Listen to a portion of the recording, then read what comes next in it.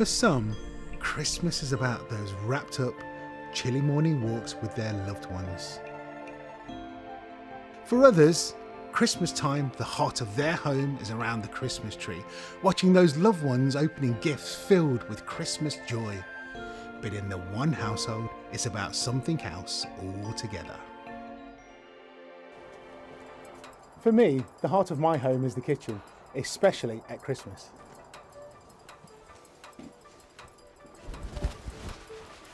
It's where I spend most of my time, and to be honest, I'm at my happiest.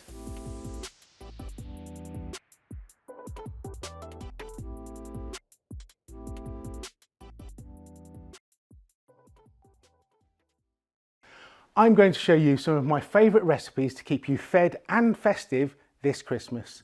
Welcome to my kitchen.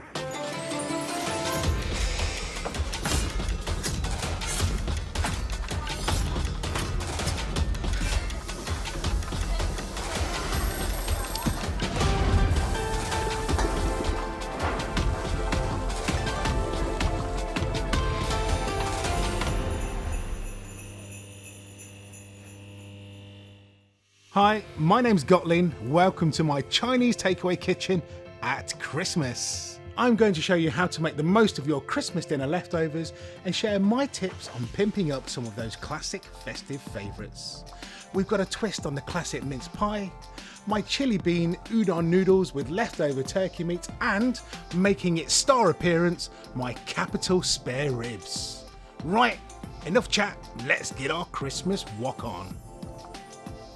Who doesn't love a mince pie? So I thought, well, how can I give it a nice Chinese twist? So I've got my mince meat, and underneath here, I have my spring roll wrappers. I've done the first one already actually, because I thought I'd have a bit of practice off camera. But the key to getting these off is to use the heel of your thumb and literally find the end, and then very slowly take the skins. These are actually peeling very easily. Sometimes there can be a right pain in the backside and they end up splitting everywhere. Now I'm going to use around about half a pastry or wrapper for each of these parcels. So I'm going to do a handful, I guess, and see how we get on. Now what I will need to do is chop these down. So I'm just going to pop this to one side. Now all this is a damp, clean cloth. If you don't cover it with a damp cloth, they tend to dry out really quickly. So I'm just going to stack these up now. Let's try and get them all about the same shape and size, as in stacked properly. And then I'm just going to chop them into squares. So I'm going to go halfway down the middle, and then half again, and we'll stack, and the same with these ones. Okay, now to build. This is so simple. I don't know if you guys have ever tried this, getting a spring roll wrapper, and instead of deep frying it, literally just a little spray of oil or butter and pop it in the oven. They go really crispy. We used to, after making spring rolls, we'd always just chop off the ends just to make them really square, and would either put them in the oven or deep fry them. And they're like Chinese crisps, which is crazy. I know they're not crisps really. But anyways, guys, so we're going to take one of the wrappers now, and we're going to butter it, pop it into your muffin tray and just push it down. And then we're going to give it another butter, and we're going to push the other one on top just to create like a nice little star effect. And then we'll just, again, just coat each of the edges just with that little bit of butter, and then we just repeat.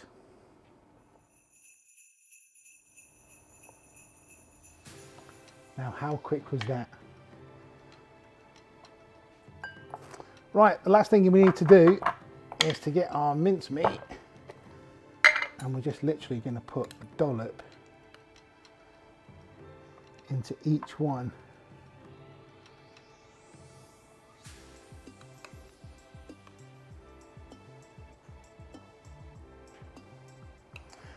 Okay, my oven's preheated to around about 180 to 200 degrees. It's nice and hot. And I'm going to pop these straight into the oven, and they'll take about 8 minutes, I think.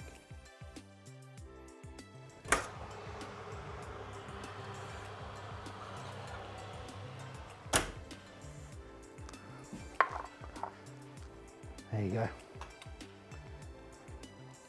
It's gone nice and crisp on the edges. Just going to make sure the inside, the bottom's done. Yeah, lovely. Right, straight onto a wire rack. Once these have cooled, we're going to serve them with a dollop of brandy cream and of course a flourish to imitate snow of icing sugar.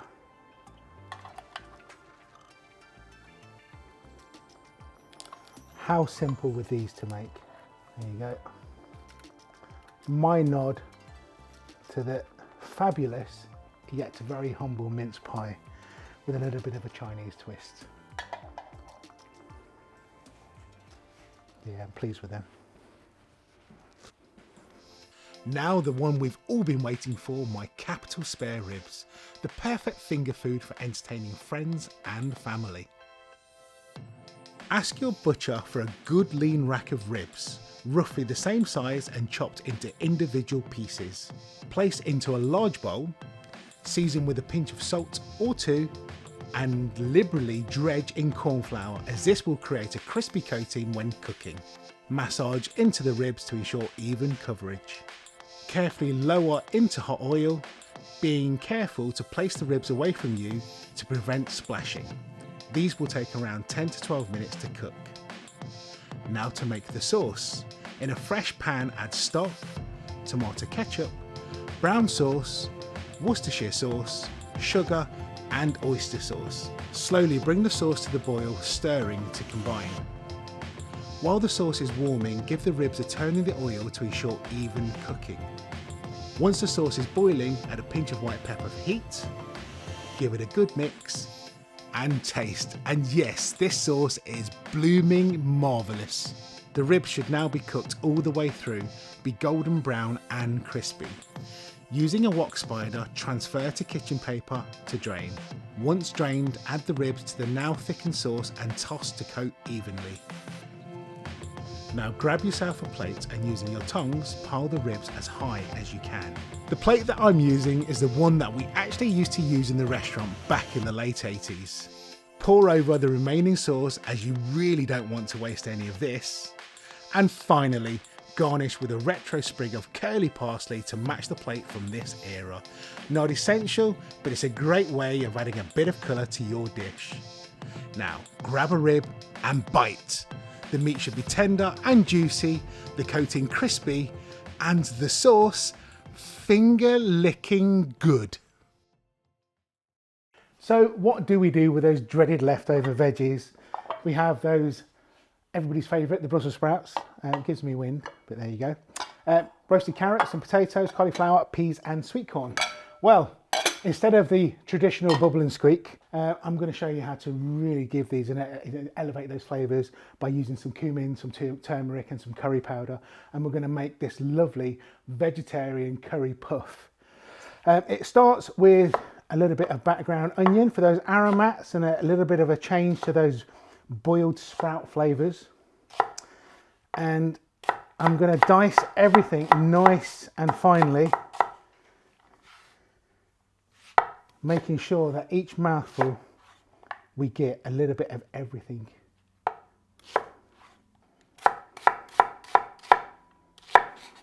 Let's dice some of these potatoes down.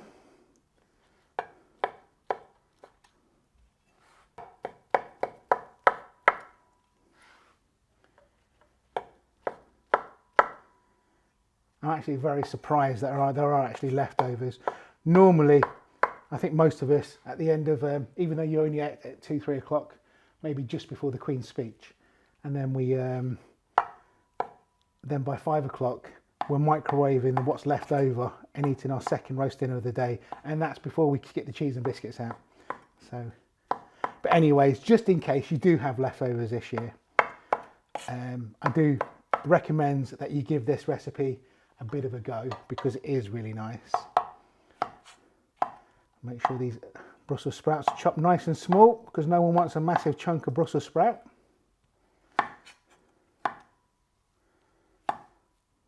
Oh, sticking to my chopper today. A couple more of those. How are we looking? Now, another nice thing about this recipe is you can make your fillings, or make your filling, which we're going to do now. And then when it comes down to actually making the puffs, you can obviously just put the filling in the freezer or the fridge. And then you buy the pre-bought puff pastry, which is what we're going to do with these. And you can just make them as and when you want to, really. So we'll just chop this cauliflower just with the natural florets.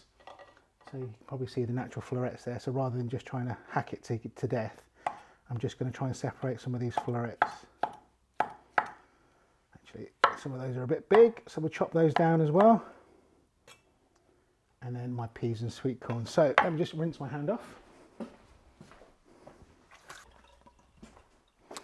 Grabbing the trusty wok. An invaluable piece of equipment, guys, if you haven't got one. Now, don't get me wrong, frying pans are okay, but the frying pan's always shallow, and as you're mixing things around, you start to lose stuff.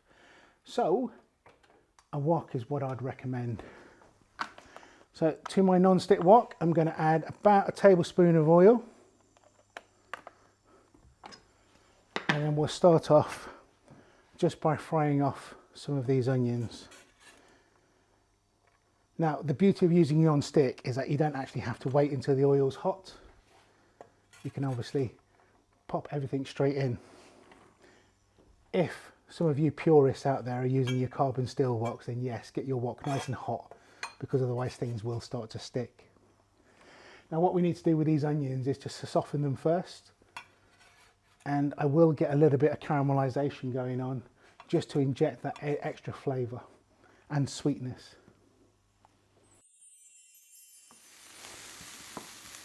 My onions have just started to take on a little bit of colour now.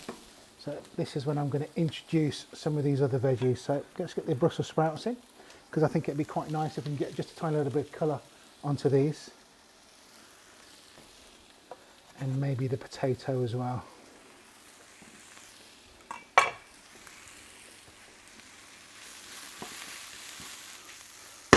Okay, it's now time to add these carrots. Now, I roasted these carrots just with a little bit of olive oil, a little bit of salt.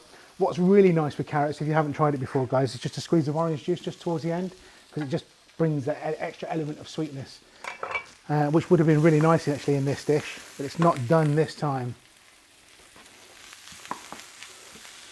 Okay, so everything was cooked already. Remember, these are our leftovers.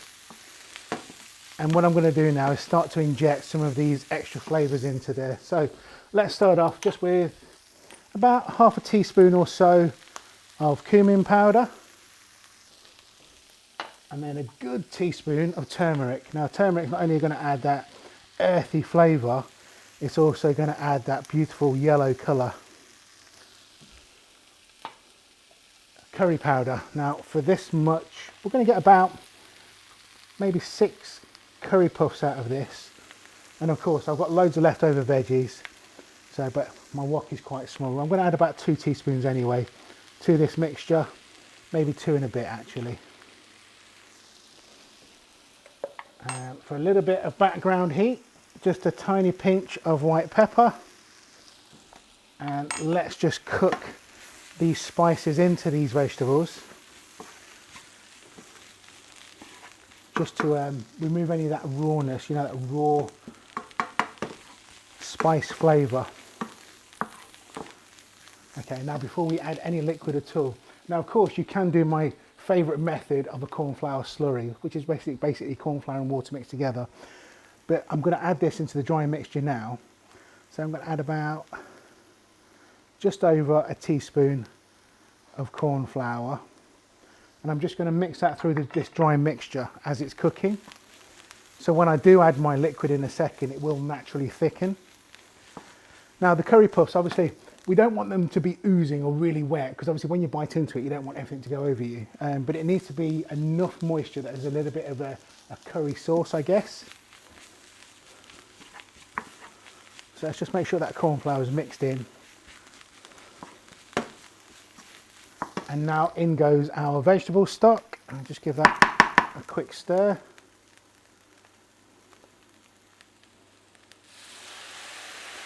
I'm going to start off with about half a cup and see how that looks.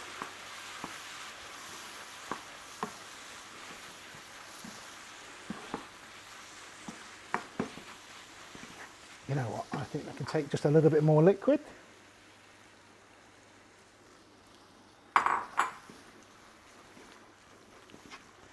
Now I just need to taste. Now, because I season my vegetables, I always do, I didn't want to add any salt until I was at this stage. So with a clean teaspoon. Now you see, personally I don't think this needs any salt. If you don't season your vegetables, you may need to add a little bit of salt at this stage. What I am going to add though is just a pinch of sugar. Now I think sugar just helps balance those spices out a little bit, even though it's not hot. And you can add chili powder, obviously, if you like your curry puff spicy. But for me, I think that will be enough. And you can see that the mixture is not too wet. And when it dry, you know, when it cools down in a second before I build the curry puffs, it will actually thicken even more. So I'm just going to turn off this heat now. Give it another quick taste. Perfect. Right, rub them up. And I'm just going to add this to my plate.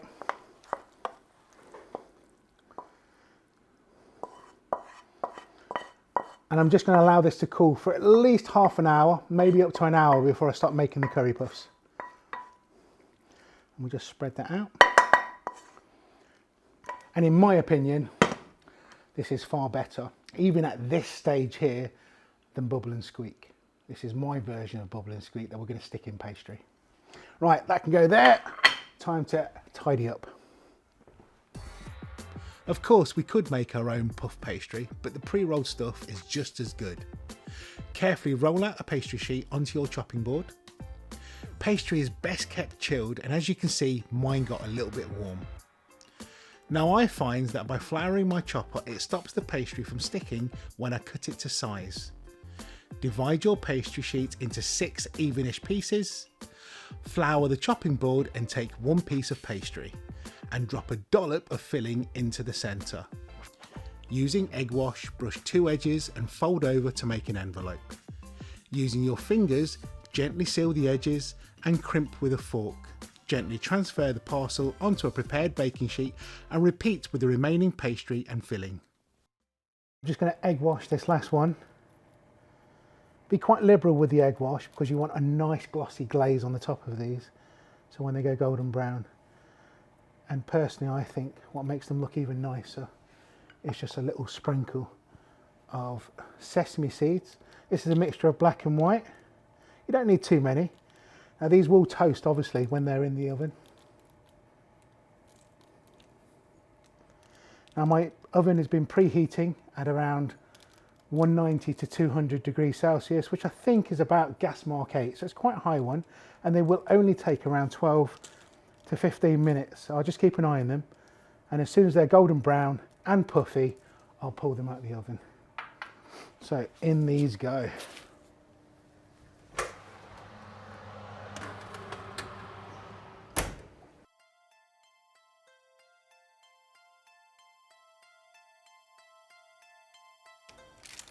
Last thing to do, guys, is just to pop them onto a cooling rack.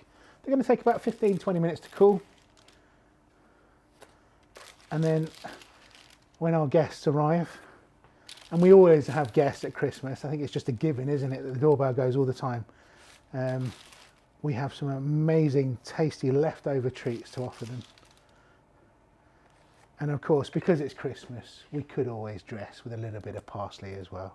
But that's not necessary, and they're probably too hot, but you get the idea. So there we have it, guys. My leftover vegetable curry puffs. Brussels sprouts. Love them or hate them. But I'm going to say to you, before you make up your decision, please give this recipe a go. Yeah, they're odd little things. I actually like these, always have done. I've parboiled these, literally 5 minutes in salted boiling water, purely because I'm going to stir fry them now. With this, I'm going to add, you know, this is a Cantonese dish that I thought, oh, how can I make Brussels sprouts nice? Lap chong, if you've never had it, pop into your Chinese supermarket and you'll get this in the fridge section. They come in a, it's like a vacuum packed bag, and there's about 10 or 12 pieces in each one. Don't eat them like normal sausages, they are really strong. But 2 for a family of 4 would be plenty, okay? We're just going to slice these down in a second. The flavour, what's the flavour like? It's not aromatic, it's different. You have to try it. It's one of those flavours that I just can't explain. There's like, there's fermented rice. It smells like there's fermented rice wine in there, and there's all these other little flavours, but these are fantastic. Cantonese, obviously I'm a Cantonese chef, so spring onions, ginger and garlic. So let's just put all 3 in. If we're going to make a Cantonese dish, let's just create it, okay? Just as a little bit of background for the onion, I'm going to add some background for the Brussels sprouts, sorry, I'm going to add some onion. Then I was thinking about texture. So we've got the soft Brussels sprouts, we've got the chewy, aromatic, rice winey sausage. What else is missing? I thought, well, a little bit of crunch. So I'm actually going to finish this dish off just with some cashew nuts. These are pre-roasted, they're not salted. So yeah, we'll have one of them now. And like I say, if you hadn't noticed, when I parboiled these, I just chopped them in half first. So literally 5 minutes is plenty. I'm going to dice my onion, just roughly. Actually, and why I'm doing this, let's get this wok hot, because this time I do need the wok to be really, really hot, because I want to try and get those that caramelization going the whole time. It's going to make all the difference to this dish. There's a good 1.5 tablespoons maybe of oil that's gone in there. So there's my onion. Now with the sausage, I don't want it too thin to a point of where it slithers, but it's got to be, you want pieces like that. So what's that, about 1/2 centimetre thick? And I have cut them on the angle because I think it is nicer, it looks nicer. Just watch your fingers, guys. We used to literally just have a bowl of rice with some Chinese sausage on the side, some soy sauce. I don't think it's the healthiest of dinners, but it's something I really remember. And I thought, well, how can I inject that into this Christmas time? And I think this is the one. The spring onion, I'm actually going to use as a garnish, so I'll chop that in a second. The ginger, I'm just going to flatten ever so slightly and just roughly chop. It's big enough that it will flavour the dish, and also you're about to pick it out. The garlic, the same again. It's large enough that if you don't want a chunk of garlic, it's you can find it and pick pieces out. All right, so they're just cut into slices. So oil should be toasty, and we're going to start off just with the onion. It's not bad. There's a little bit of a sizzle there. I'm so used to cooking on gas, and this induction is a brand new thing for me. I do know it's the way forwards, and I am giving it my best. All right. So now the onion's in there, I'm going to add my garlic and ginger, because I want this flavour coming right through that dish.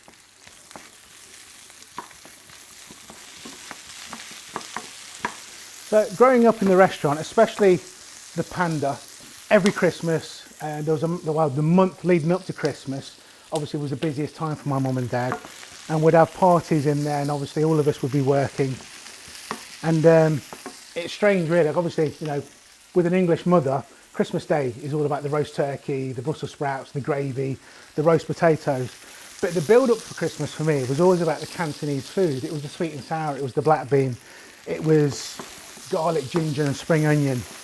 It was the hot and sour soup. It was these elaborate platters that my dad would create using crab claws and seaweed and OK beef and chili ribs with this amazing coating on the outside. Yeah, and for me, that's Christmas. That's the food of Christmas. Now I'm going to add this sausage now. You can just steam this. Obviously we're stir frying, so I want to make sure that we cook this all the way through. It is pre-cooked, so it's not a problem. and it will release a lot of oil as well. But that oil, unlike the oil that we added at the beginning, will really help flavour this dish. And by the time we get our Brussels sprouts in there, we're just talking about real flavour. So I don't know if you can see, when the sausage went in, there's obviously fat that's in the sausage. They've actually gone transparent now. So that tells me that they're cooking through. Also as well, in here, I mean, the place just smells fantastic. And it's, you know, like I say, there's that winey flavour or that winey smell that I can smell. Now I am going to push these ingredients just to the side for a second, just so I can get a little bit of colour onto my Brussels sprouts. Remember guys, these are pre-boiled, so they're already cooked, or 2/3 of the way cooked through already. So we'll just give that a bit of a toss. And then I'm just going to try and let that colour a little bit before I do anything else. Now, why that colouring? I'm going to take just a few shards of green, and then on a diagonal, and I'm just going to use this to garnish my dish in a second. And you can start to see now that some of these Brussels sprout pieces have just started to take on a little bit of colour. So that's the sugars, that's the natural sugars that come out of everything that we cook. That caramelisation of those sugars caramelising or burning ever so slightly.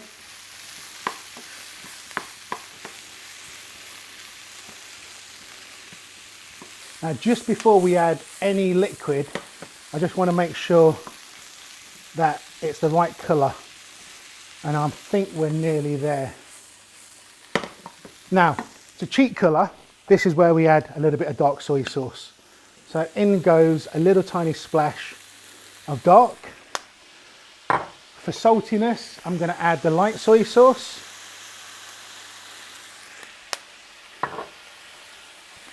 For a real depth of flavour, this is oyster sauce. And I'm going to add a good glug of oyster sauce. Now that oyster sauce is just going to change the flavour of those Brussels sprouts. Now to elevate that winey smell that I'm getting from the sausage, I'm just going to add a splash of Chinese rice wine. And it is Christmas, so I can be a little bit more generous there. And I'm just going to cook that off just for about 20-30 seconds. Okay, heat off. And of course, we always finish with a little tiny drizzle or splash of sesame oil. After all, this is my Cantonese take on the humble Brussels.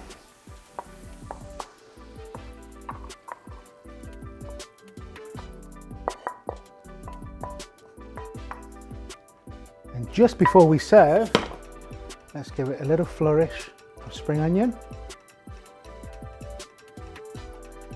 And not forgetting that extra texture with a little sprinkle of cashew nuts just over the top. There you go guys. For me, that's my Cantonese Christmas with a British ingredient, the humble Brussels sprout. Please give it a go, I think you're going to love it. At this time of year, we know that we're going to have friends coming over. So I'm going to show you how to do a fantastic chili and salt wing, but it's slightly done my style. This is actually, well, this is a play on the chili and salt ribs that we used to sell in the restaurant. And I think the coating that we use is the best. So I have some chicken wings here. I got the butcher to separate them into drumettes and wings, okay? And I only bought the small ones. I think it's nice to have a big wing, but then obviously they take longer to cook. Also as well, they become quite fiddly. With these ones, we should be able to just cook them in about 8 to 10 minutes time, 8 to 10 minutes, which will be fine. So I'm going to take these wings and I'm going to pop them into my bowl. You just need a large bowl. We're going to make this, I suppose it's like a batter that we're going to place over them. We'll just pop this to one side. Now we're going to add So it is chilli and salt, so therefore the first spice I'm going to add is just a little bit of chilli.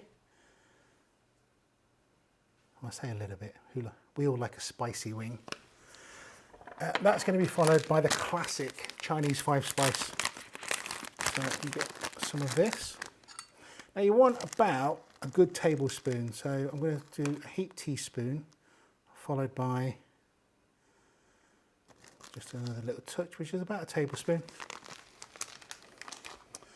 I'm then going to add just a few chili flakes, not many, because obviously I've got chili powder in there already.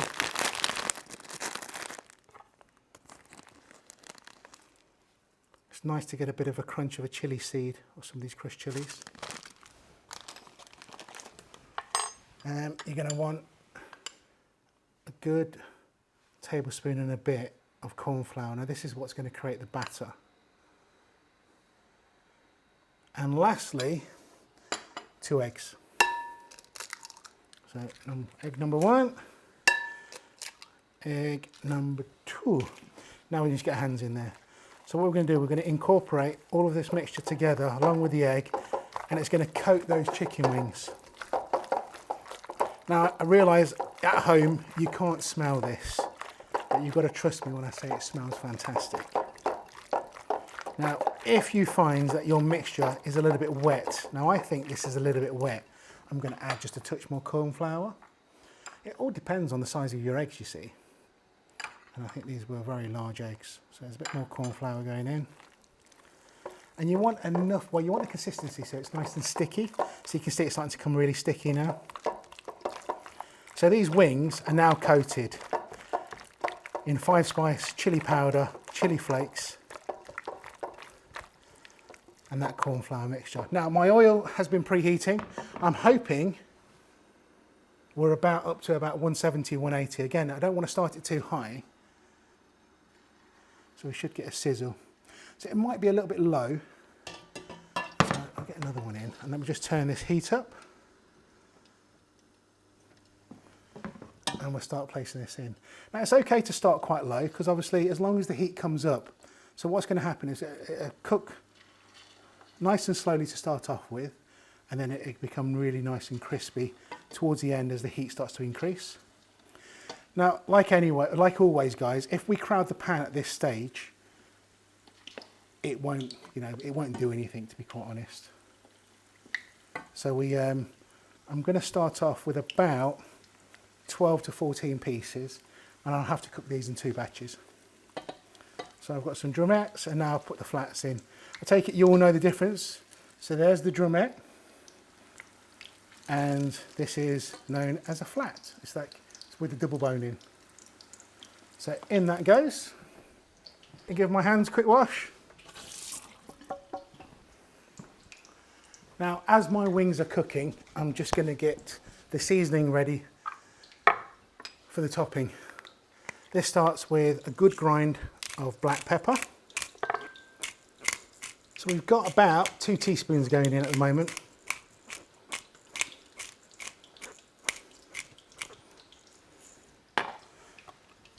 That's followed by some chili flakes. And again, we're going to add around about 2 teaspoons of chili flake. The all-important 5-spice, which I think is synonymous with this particular dish. So a good teaspoon of 5-spice, and lastly about 2 teaspoons of salt. Remember, this is chili and salt, so it might sound like a lot, but I suppose it's just like a seasoning that you would put, on your chips or something, the salt that you would put on. And we're going to give that a really, really good mix.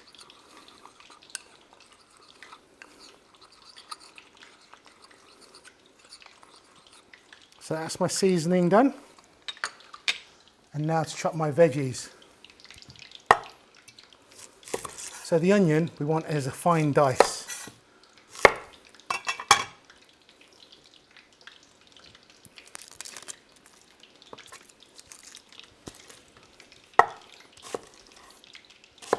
So I've just chopped that into 3, and then we'll just dice it.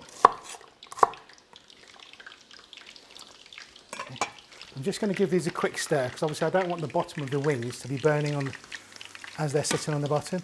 I don't know if you can see that now. You can see that it's creating that lovely coating over the chicken. So I suppose it's like a Chinese variation of KFC. So this is going to taste far much better. And even though it's deep fried, I'm sure it's far healthier as well. Pepper, I'm going to chop exactly the same way. We only need about half a pepper, so I'll chop that in half. And then I'm just going to pop my fingers in and I'm just going to pull out the seeds. And then just bang out the extra seeds that are in there. So roughly the same size as the onion.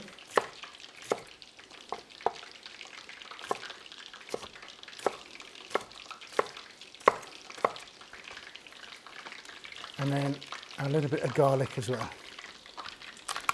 So I'm just going to crush the cloves first, just makes it a little bit easier for peeling.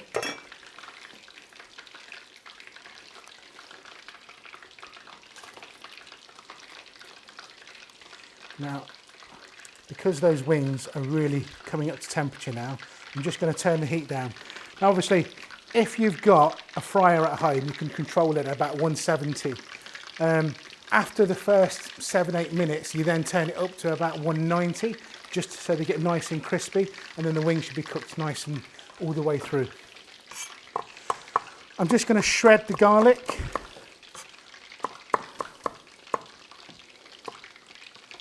So that's that ready, and I'll do the spring onion in a second.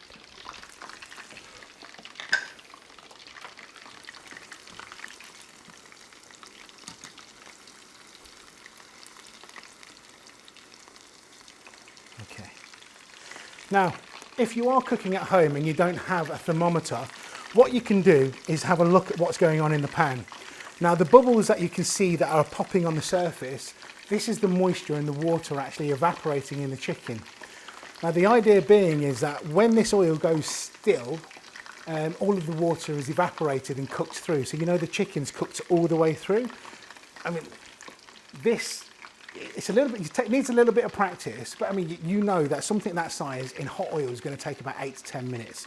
So I'm quite confident that when most of these bubbles have disappeared, we're going to be okay. All right. But then again, obviously, if you've got a thermometer, prop your thermometer in. I believe it's got to be a minimum of 78, 79 degrees Celsius. I always take it to about 80 to 83. Number one, I like my chicken well done. Number two, I want it literally to fall off the bone as well. So I don't want it just to be cooked, I want it to fall off the bone. So the coating for this particular recipe was actually on the chili and salt ribs, which was always on the sort of starter. There was always a massive platter that came out. So imagine that you worked in the 80s in a bank or in an office somewhere, and you came to the Panda restaurant for your Christmas party. I can guarantee that you would have had the mini chili and salt ribs, and it would have been this exact same batter. So if you do remember the restaurant back in the 80s, or you want a little bit of retro, you need to give these wings a try. These are about done. I'm happy. They're nice and crispy. And a lot of the spitting has stopped now. So I'm just going to drain these on kitchen paper. You can, of course, drain them over a wire rack. They smell fantastic, and that's even without this chili and salt topping that we're putting on. So that's those done. My wok is already on low, so I'm just going to turn this up. And I'm going to need just a little tiny bit of oil just to start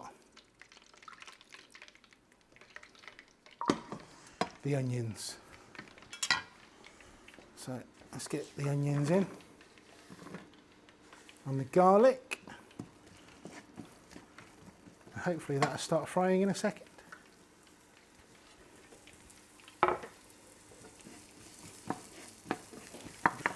Now, I do want this to caramelise ever so slightly, so I'm going to have to be patient with this one.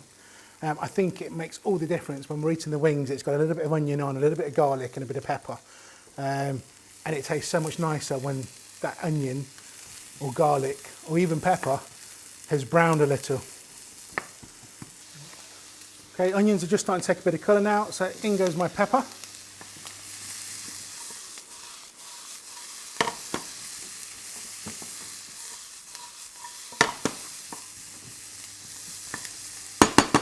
Now at this point, you can get your wings in. So in go my drained wings.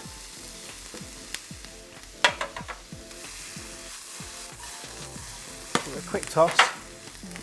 And now you can start adding your topping. Now remember, I've done enough seasoning for both batches of wings, so I've got another batch to do after this one. That's the chilli getting in the back of my throat already. So give those a quick toss. Just get the heat down a little bit. Now just to create a little bit of steam, guys, I'm just going to grab a little bit of water, just in my hand.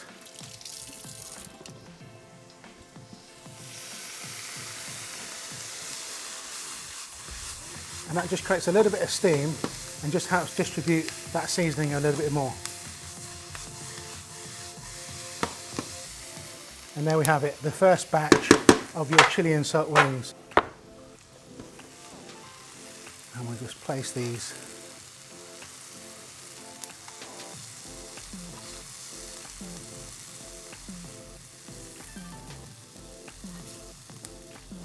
And then we put this fantastic topping over the top. And you've got to trust me when I say, serve this at any little party that you're putting on this Christmas, and they're going to think you're the best thing since mince pies or even Christmas pudding. Right then, I am going to dive straight in. I like the flats, a little bit of onion on there as well. Centre of the earth, this is going to be hot.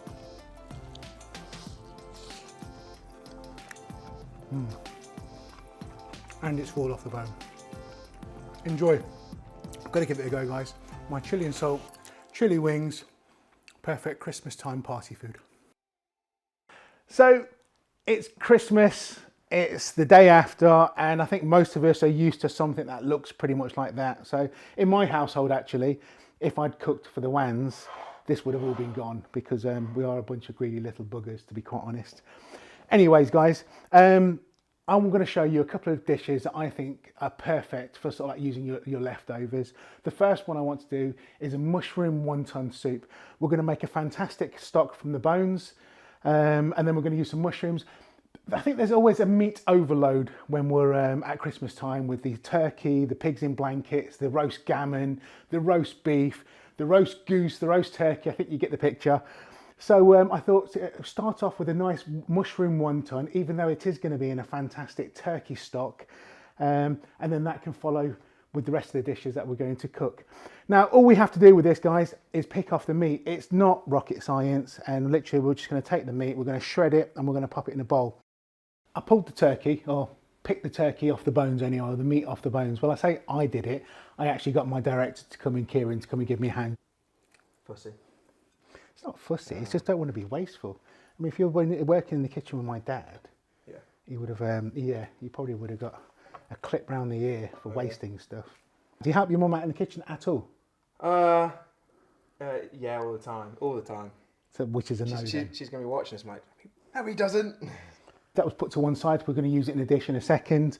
I placed the bones into a stock pot, along with some celery, some carrot, some onion, and some bay leaves. I'm just bringing that up to the boil now, and then that's going to simmer for a good hour and a half, 2 hours, maybe even up to 2.5 hours. So while that's doing, and this is going to make that fantastic soup that we were talking about. So this is like posh wonton soup made with, like, you know, turkey bones. And we're going to prep the wontons now. Now, before we can actually make the wontons, I've got to prep all the mushrooms. I have 3 different types of mushroom. Again, this is up to you. I'm using chestnut mushrooms. I think they're a little bit meatier, and I personally like them. This one is called wood ear mushroom. Now, you don't have to use this, and I think you'd be struggling to get this in any local supermarket, but definitely at an Oriental supermarket. The nice thing about the wood ear is that it's crispy, which is a really bizarre thing. So it's a fungus, obviously, but when you eat it, it gives that texture of crunch. And then just to pimp the flavour right up, I've just got a couple of dried shiitake mushrooms. Both of these have just been steeping in boiling water for about 10-15 minutes. It doesn't take too long at all. So just while I'm allowing those to steep, I'm going to chop my mushrooms. Now, you got to think a wonton is about that big when we eat it. So I've got to make sure that I chop my mushrooms into really small dice, just so that each mouthful we're getting a bit of each of the mushroom, a little bit of the shallot, and then obviously, and then obviously that we've got that rich wonton soup turkey stock, sort of like, we're going to get, it's just basically it's a flavour sensation, and that's what we're going to try and create. So you don't have to take the stalks out. I am going to take the stalks out of my mushrooms, purely because I just want to try and control the texture a little bit. So I'm going to just take a handful of these, and again I'm going to dice these so they're nice and fine. Now take your time. There's absolutely no point rushing this, and at the end of the day, like you say, we're trying to create this mouth sensation, so we want all those pieces of mushroom coming through. So I'm going to chop these in half. Now these will cook down ever so slightly as they're cooking as well. So I think that'll be plenty of chestnut mushroom now. See, choppers are fantastic. They double up as spatulas as well, so I can get everything off the board. With my mushrooms that I've been soaking in boiling water, I'm just going to dry them off ever so slightly on some kitchen paper. Now again, see the wood ear mushroom, this is going to add that crunch in the wonton as we're eating it. So let's just dry those off. And then my shiitake mushrooms. My mum loves these things, like literally her favourite thing in the world. Personally, bleh. But that's just me. They're too strong for me. But a little tiny bit, just to add that flavour, is fantastic. And at Christmas, I mean, who else are you going to cook for? You're going to cook for family, aren't you? So, Mum, this is for you. So again, I'm going to make sure I chop this into a really, really fine dice now. I mean, the shiitake mushroom is so strong in flavour, I think. So and I just want to make sure that each of these wontons, we're just getting that nice mixture of all of the mushroom.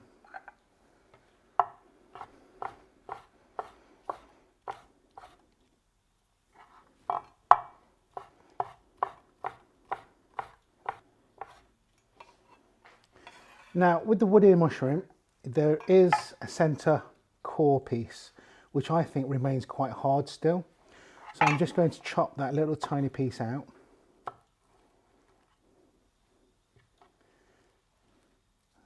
That one's just there. It's like the octopus with a beak, isn't it really? That's what it reminds me of, even though it's not, obviously. Now, again, same with the shiitake mushrooms and the other mushrooms, a nice fine dice. So chop it one way, turn the whole pile around, chop it the other way. And because of the nature of this particular mushroom, I'm just going to run my chopper through it a few times as well, just to make sure that I've got some nice small pieces.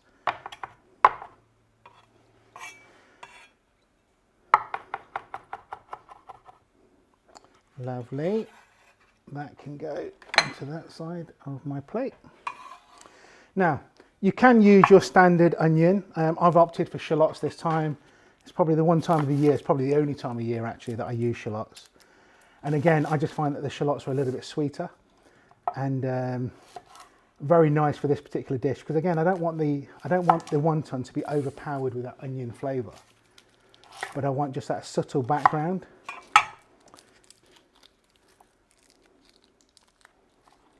Let's get rid of that bit as well, see, papery skin.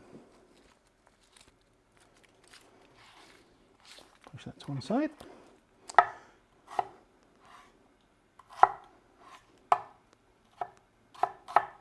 And just a fine dice. Now, if you can see, if you zoom right into my eyes, you can see that I'm crying because these are really strong shallots.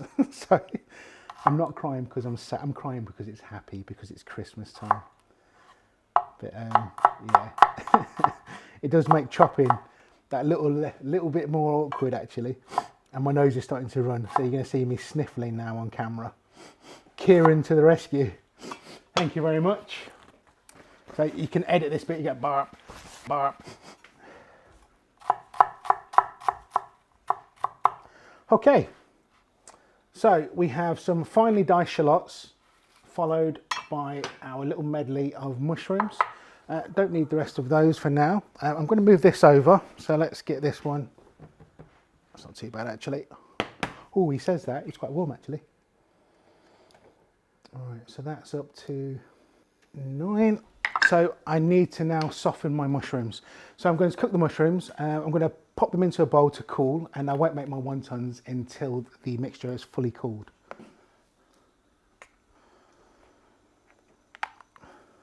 So a little splash of oil. Okay, so my oil's just coming up to heat. I'm going to add my shallots first of all, and I'm just going to caramelise these before we do anything else.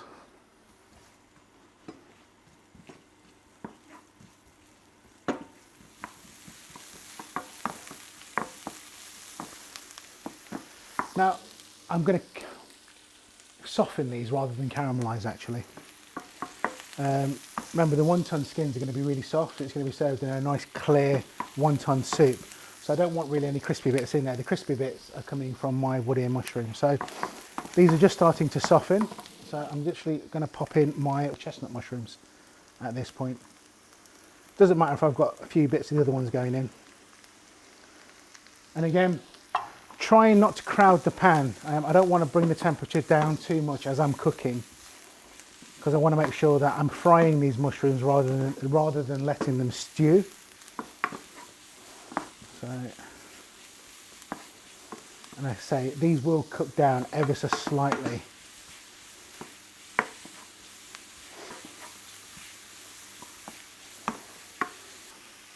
So my stock had come to the boil. I've just turned it down ever so slightly now, just to a simmer. So I'm playing at the moment, just trying to get that right temperature. So I've got a rolling simmer or boil.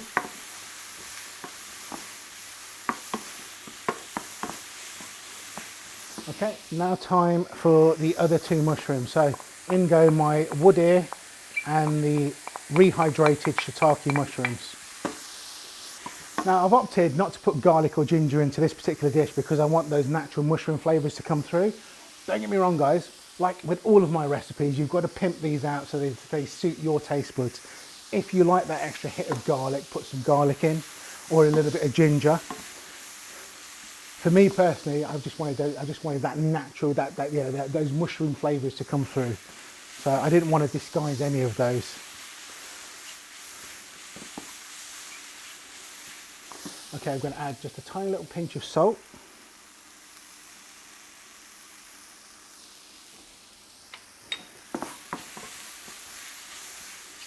And just for a little bit of umami, I'm going to add some soy sauce. Now this is salty as well. This is the light soy sauce. So I'm just going to add about a teaspoon to start off with. I'm just going to... Perfect. Okay, that's really nice now. And even in that little pinch, I got two or three different types of mushroom then. And it tastes really, really good.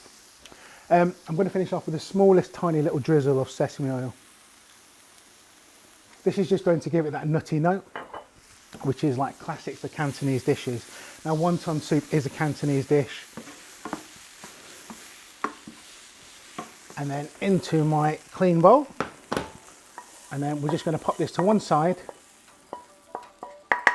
and let it cool down before we make our wontons, which should give us enough time really to finish this stock off and then make it into a really nice soup. Mushroom filling is nice and cool now, so we can start wrapping the wontons. So these are just standard wonton wrappers. Use your favourite brand. I like to use the square ones, the ones I'm used to.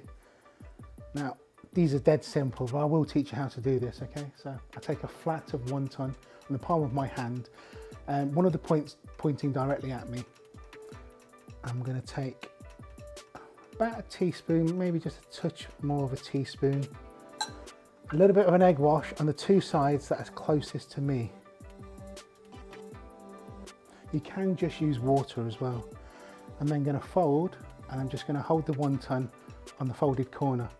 Now it's really important at this stage, okay, I'm going to pinch as close as I can to the mixture. Now what that does is it expels or gets rid of the air that's in there, and I'm just going to seal. Now we want to try and wrap these so they're in the shape of a gold ingot. So I'm going to take another little bit of egg wash onto one of the corners. I'm just going to put a little dimple in the bum even, and I'm just going to wrap my wonton wrappers so that we have that shape, just like a gold ingot, I guess. Now this is going to take a couple of minutes to do, so I'm going to grab Joe. Joe, do you mind coming to give me a hand, please? If I give you these, and you can just finish these off for me, please, and we'll crack on with the stock. Thank you very much. Okay, so the stock. So remember we had all those turkey bones, and we put them into a big pot with some cold water, with some onions, some celery, some carrots, and there was some ginger in there as well. Now, we could make a consommé, but that takes a little bit of time, and basically you have to wait until this is cold, and then we would then put some egg whites through this, whisk it, bring it back up to the boil, then pass it through a muslin cloth and sieve, which will give you a really clear soup. I'm just going to cut that process out, and we're actually going to do enough for a portion. So I'm literally just going to pass the stock through a sieve, but a muslin cloth sitting in the top. This might take a second or two just to pass through. You can see that running through now. And we want about, I don't know, 2 or 3 cups worth of stock. Now, of course, you could do this all in one go, but I'm going to do one more and I think we're done.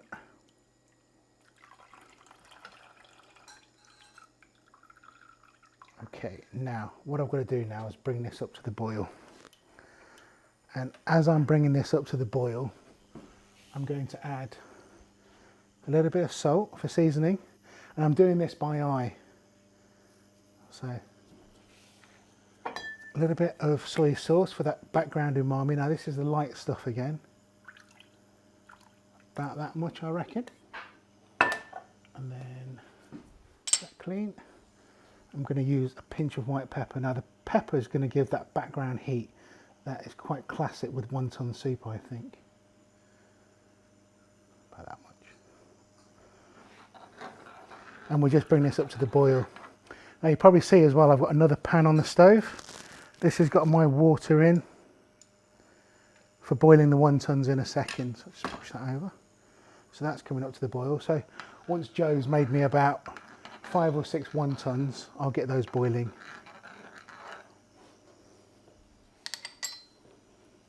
They're always better than mine. I should practice more. See, I'm such a takeaway chef. You know, cook it and slop it into a box. So that's me. No finesse at all. Go on then, one more will be plenty for now. If you can get hold of one of these guys, they're fantastic. It's just like a little wok strainer. Okay, it's called a wok spider actually, but they're brilliant and invaluable, I think. So can I have my wontons in there, please?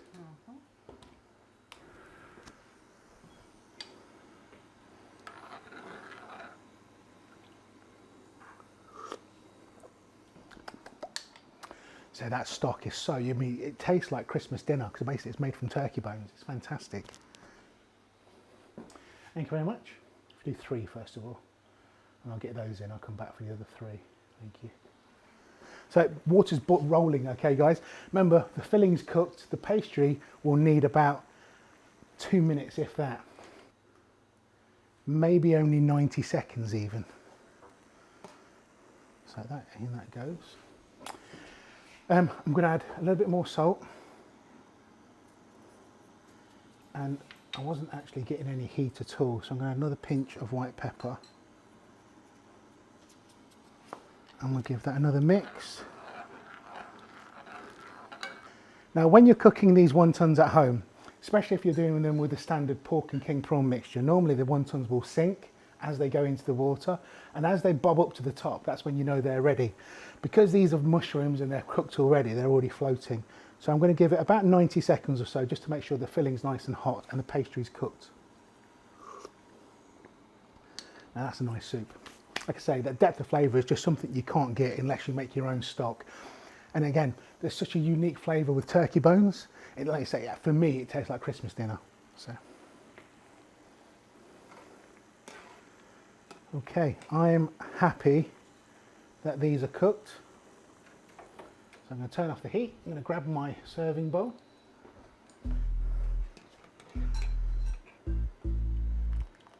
Take my wontons. And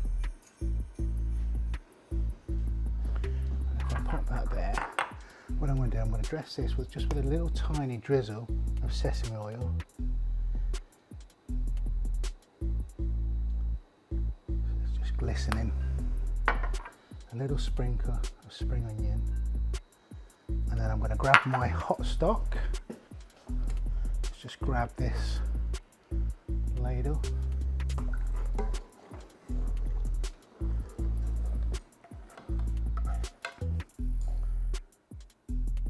just going to pour this over the top.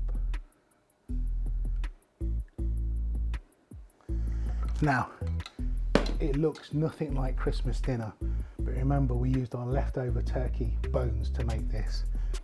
It's going to taste like turkey dinner wontons. Oh, that's so nice. Right, let's try one of these wontons.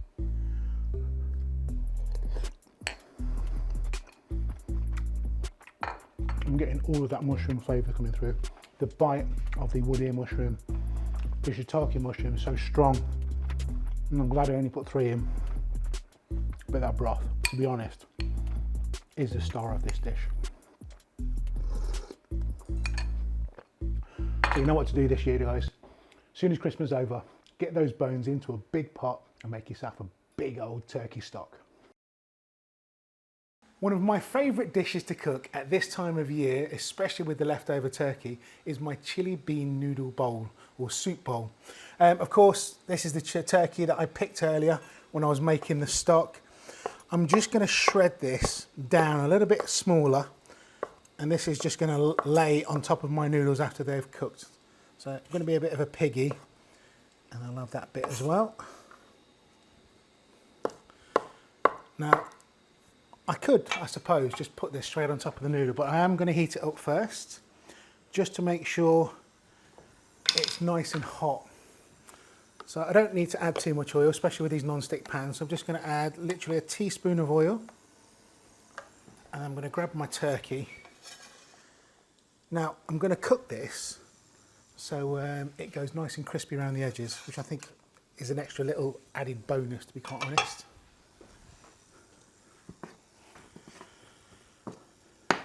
Now, I've got a pot of water on, and I'm going to get this up to a boil. And on these induction cookers happens very quickly.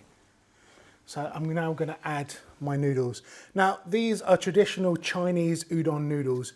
You can, of course, use your egg noodle, your rice noodle, your ramen noodle, whatever you like. This is the one that I remember my dad eating when I was younger. So this is the noodle that I'm going to use.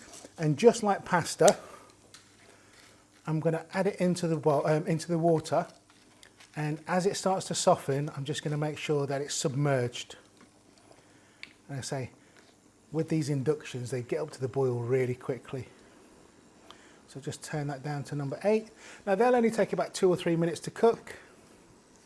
Okay, so in this pan, I've just got some plain chicken stock. What I'm going to do now, I'm going to pimp it right up. Now this is my dad's favourite recipe, my dad's favourite ingredient. So my mum's with the shiitake mushrooms.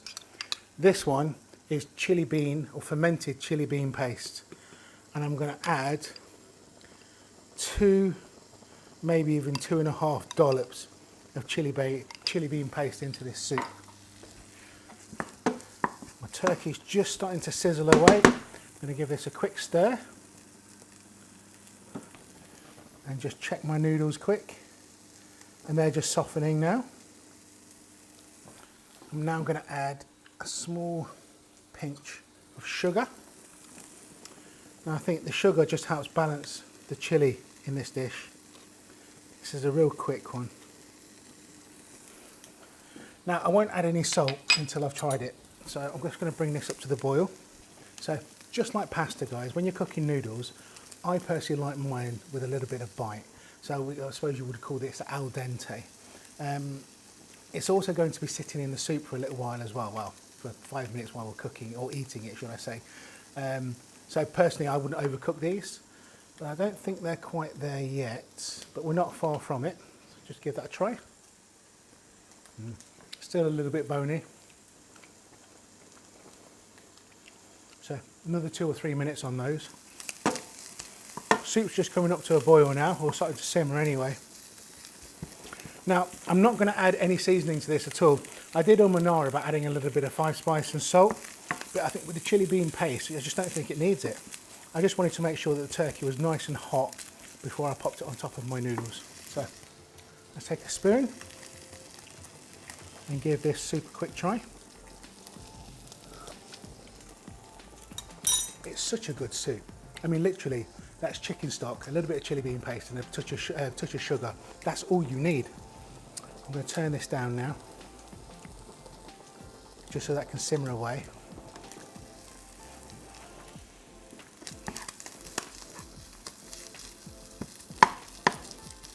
So we're just starting to get a few crispy bits now of the turkey. Let's give this another try.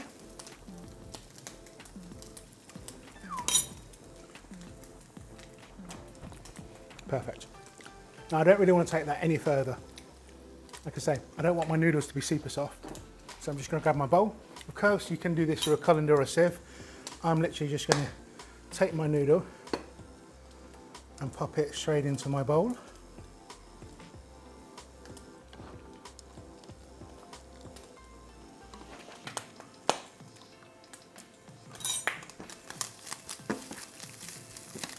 Perfect. Let's get that switched off as well now. Now, the fun part, this is the really, really easy part. I've got a few pieces of matchstick or shredded carrot. So I'm going to lay that over the top.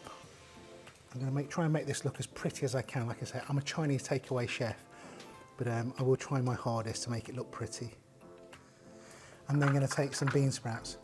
Now, because I'm going to pour the hot soup over the bean sprouts, I don't feel like you need to blanch these, but if you do want to, you can of course blanch your bean sprouts first. I'm then going to take some of this crispy turkey, and I'm going to lay this on that quarter, or lay that on that third even.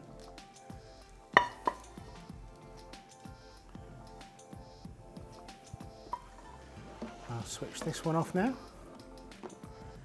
And I'm going to ladle over some of this hot chili bean soup. Now this is, for me, a perfect tea time, a perfect lunchtime, even a perfect breakfast. And then it wouldn't be Chinese if we didn't have the standard hard-boiled egg placed on top, and just for a little bit of colour, a little flourish of spring onion. And there we have it, my leftover turkey chili bean noodle soup. I think this is a must on any dinner table at any time of the year, but especially at Christmas. Hope you enjoy. You know what? I am going to try this because my mouth is watering. So.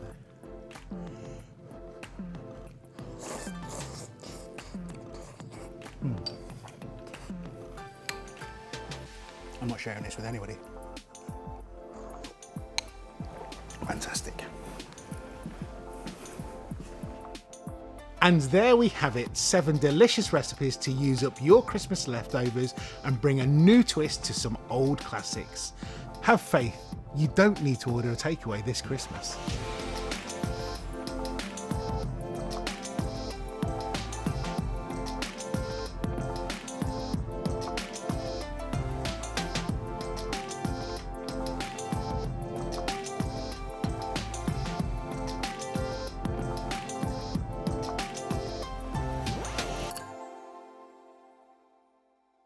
Welcome to my kitchen.